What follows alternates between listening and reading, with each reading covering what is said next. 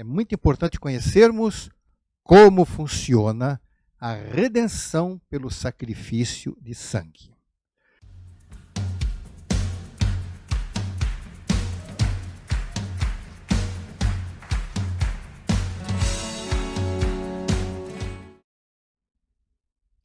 Shalom! Bem-vindos a mais um estudo da Torá, que é oferecido pela congregação Beit Mashiach. Mais um tema importante para a comunidade messiânica. É muito importante conhecermos como funciona a redenção pelo sacrifício de sangue. Existem alguns entendidos em religião que alegam que o ritual de sacrifício de sangue, que fez parte da cultura judaica, foi assimilado de povos pagãos em tempos antigos. Entre esses, alguns são judeus pesquisadores de universidades em Israel, provavelmente pessoas sem muita fé. Tudo bem, é certo que nem todos os judeus são religiosos e têm confiança na Torá, mas qualquer um que conheça o relato bíblico sabe que a oferta de animais começou na época de Adão, tendo o seguinte texto para confirmação. Gênesis 4, de 3 até 5. Diz assim: Passado algum tempo, Caim trouxe do fruto da terra uma oferta ao Eterno. Abel, por sua vez, trouxe as partes gordas das primeiras crias do seu rebanho. O Eterno aceitou com agrado Abel e sua oferta, mas não aceitou Caim e sua oferta. Por isso Caim se enfureceu e o seu rosto se transformou. Então, este é o primeiro registro de uma oferta de sangue na Torá. É bem conhecido, mas se prestarmos bem atenção, nós veremos alguns pontos que estão evidentes, mas é comum passarem despercebidos. Primeiro vejamos que sobre Abel, disse o Eterno, aceitou com agrado Abel e a sua oferta. E sobre Caim, não aceitou Caim e a sua oferta. Vê-se primeiro que o Eterno aceita a pessoa para depois aceitar a oferta. Mais importante do que a oferta é a pessoa. Então fiquemos com isso em mente. A tradição rabínica, baseada no Talmud, crê que foi Adão quem quis ofertar um sacrifício, que é Corban, ao Eterno, e não que o Eterno tivesse orientado o homem para ofertá-lo. Ou seja, dizem que foi uma iniciativa do homem. Só que não há nenhuma fundamentação na Torá para se afirmar isto. Pode até não haver nenhum registro nas Escrituras sobre isto, mas é racional imaginarmos que houve orientação divina sobre o procedimento, pois não existia nenhum precedente que pudesse levar o homem a querer fazer algo desse tipo. Baseado em quê? Em que ele se baseou? E porque o homem fez, o Eterno necessariamente aceitou? Vamos pensar. Adão precisava ser orientado sobre todas as coisas, pois ele era completamente ingênuo ou inexperiente sobre tudo da vida. E, obviamente, não tinha nenhum modelo para seguir. Seguindo nessa linha de interpretação, o fato de haver a morte de um animal e o derramamento do sangue, segundo os rabinos, era apenas algo para incomodar a consciência das pessoas, não tendo de fato nenhuma conotação de valor para a redenção, ainda que a Torá não corrobore esse pensamento. Por essa razão, muitas pessoas, principalmente ex-crentes, quando começam a escafandrar no judaísmo rabínico, passam a descrer do valor do sacrifício de Yeshua. E não se enganem, até pessoas bem conhecidas no meio messiânico já caíram nessa armadilha. Uma grave consequência desse modo de pensar é a de rebaixar a natureza do Mashiach. A visão messiânica do judaísmo rabínico é a de que em cada geração existe um judeu muito justo. Então, olha bem, como o judaísmo rabínico tem uma visão messiânica, não significa, não estou me referindo dos messiânicos.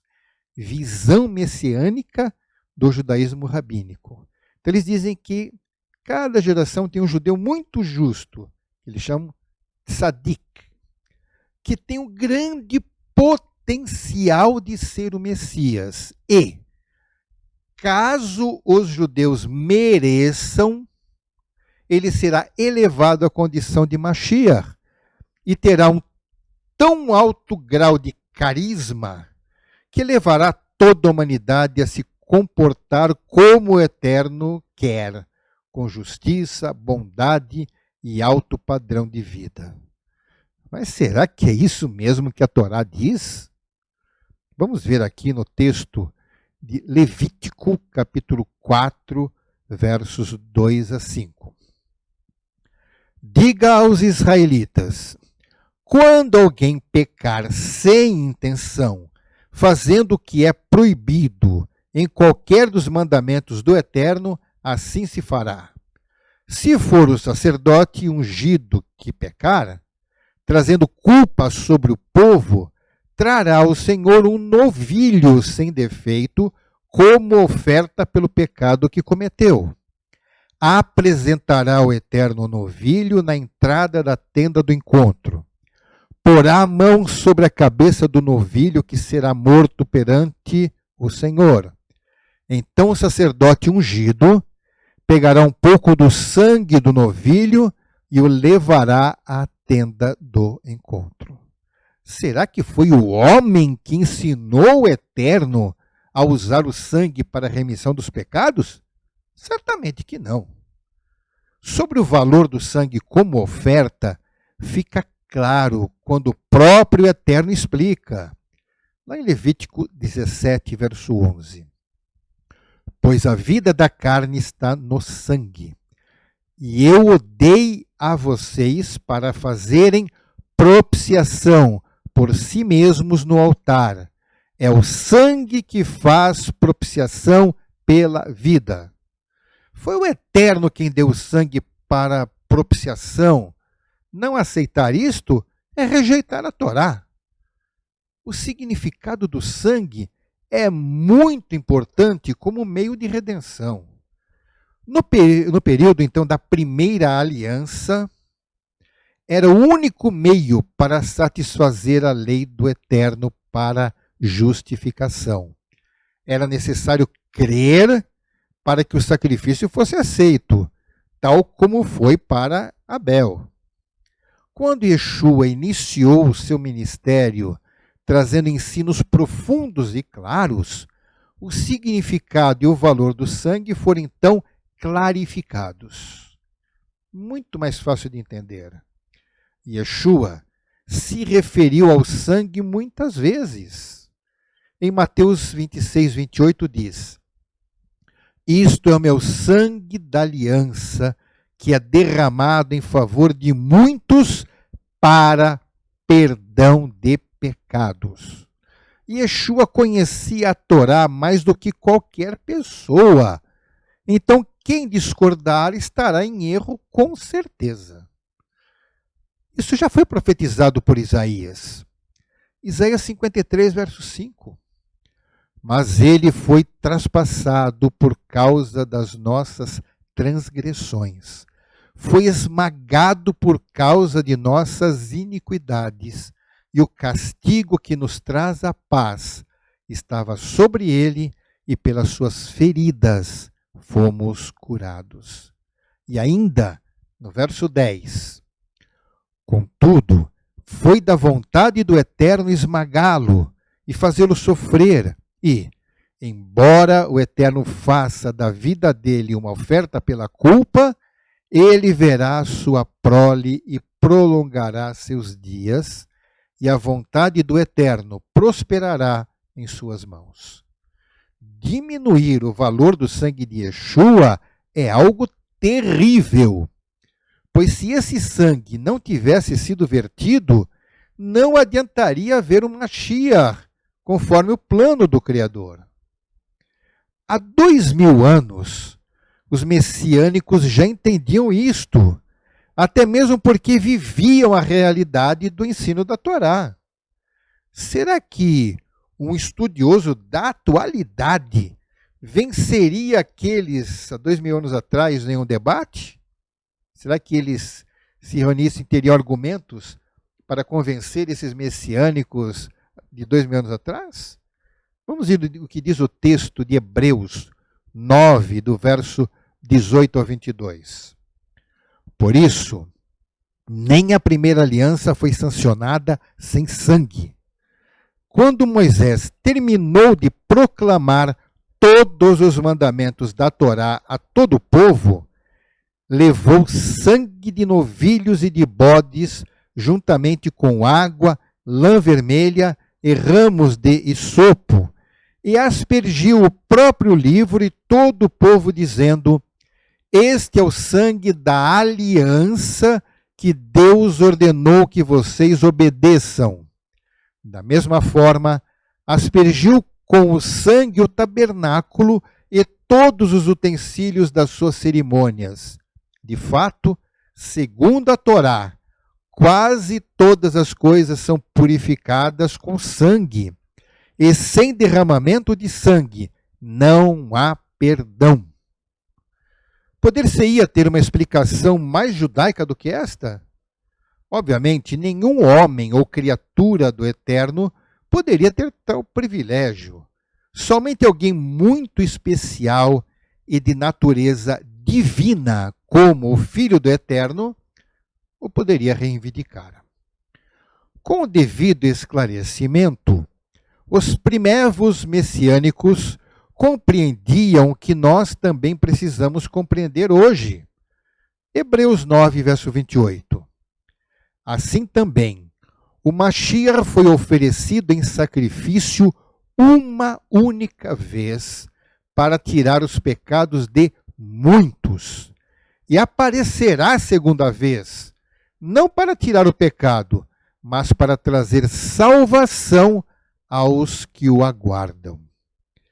Para os judeus que viam os sacerdotes sacrificando animais diariamente, que sentiam o cheiro da carne queimada com a mesma frequência, tinham toda a condição para valorizar a oferta de Yeshua e valorizar o seu sangue.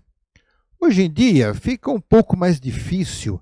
As pessoas que vivem nas cidades e vão aos mercados e compram carne de todo tipo, já devidamente embaladas em bandejinhas, é difícil visualizarem o que é o derramamento de sangue de um ser vivo, como os viam os povos antigos, que assistiam os sacerdotes degolarem os animais oferecidos como sacrifícios.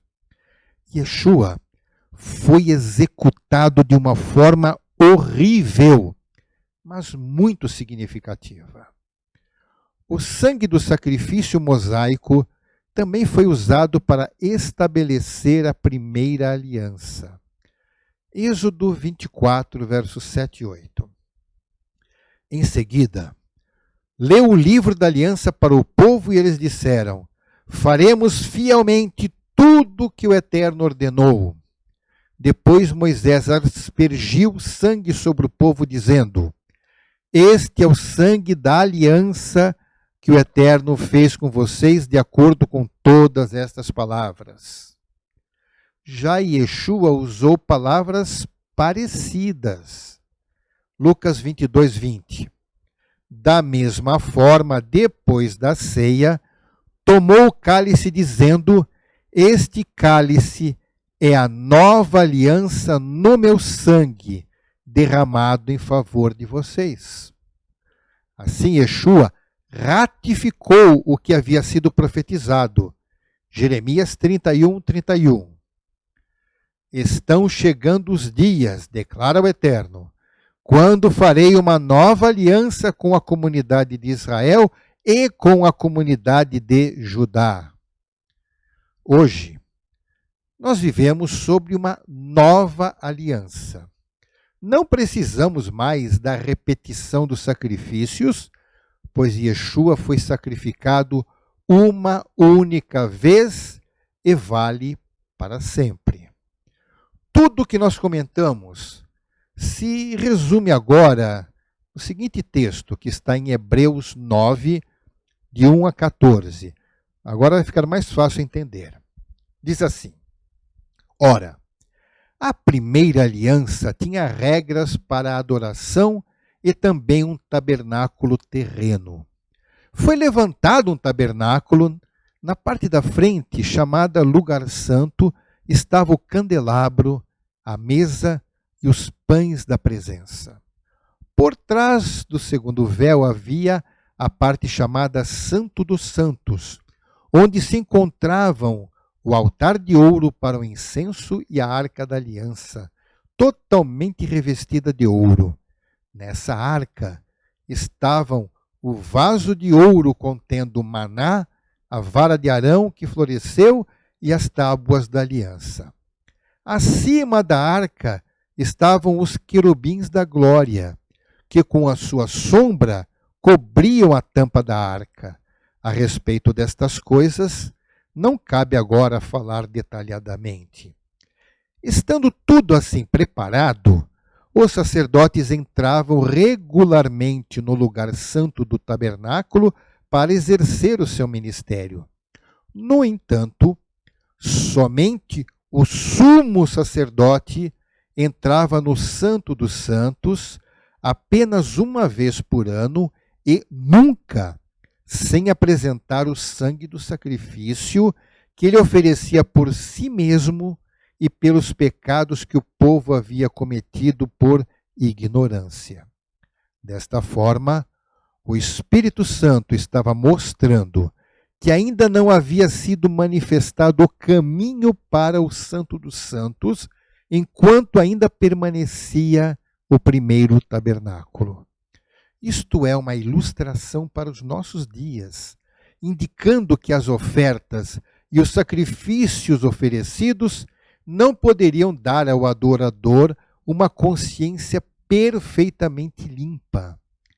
Eram apenas prescrições que tratavam de comida e bebida e de várias cerimônias de purificação com água. Essas ordenanças exteriores foram impostas até o tempo da nova ordem. Quando o Messias veio como sumo sacerdote dos benefícios agora presentes, ele adentrou o maior e mais perfeito tabernáculo, não feito pelo homem, isto é, não pertencente a esta criação, não por meio do sangue de bodes e novilhos, mas pelo seu próprio sangue, ele entrou no Santo dos Santos uma vez por todas e obteve eterna redenção. Ora, se o sangue de bodes e touros e as cinzas de uma novilha espalhadas sobre os que estão cerimonialmente impuros os santificam de forma que se tornam exteriormente puros, quanto mais então o sangue do Messias, que pelo Espírito Eterno se ofereceu de forma imaculada a Deus, purificará a nossa consciência de atos que levam à morte, de modo que sirvamos ao Deus vivo. Creio que isso ficou bem mais claro agora. Portanto, irmãos, fiquemos atentos e rejeitem qualquer ensino que tenda a diminuir a importância do sacrifício de Yeshua ou tirar dele a divindade que lhe é natural. Que o Eterno possa abençoar a todos. Beshem Yeshua HaMashiach. Amém. Ve amém.